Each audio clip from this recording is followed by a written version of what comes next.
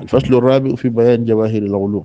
من كل شيء يصطفى أخياره، إذ نيل كل العلم صاح محال.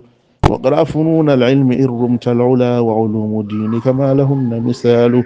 إن البناء إذا ترسخ أصله، لم يعيه من فوقه الأحمال. بادر إلى حفظ القرآن وفهمه، فبفهمه كل المراد تنال. واقرأ كتاب الله يا من يتقي، بتربل كي تثمر الأعمال.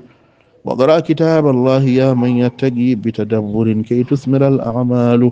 راجع حديث المصطفى وتزودا، من حفظه ما استطعت فهو جمال. وأخذ بآداب النبي المصطفى، إن النبوة قدوة وكمال.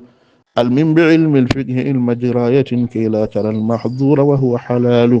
ولتحفظا متنا صحيحا جامعا، في كل فن فالمتون حبال.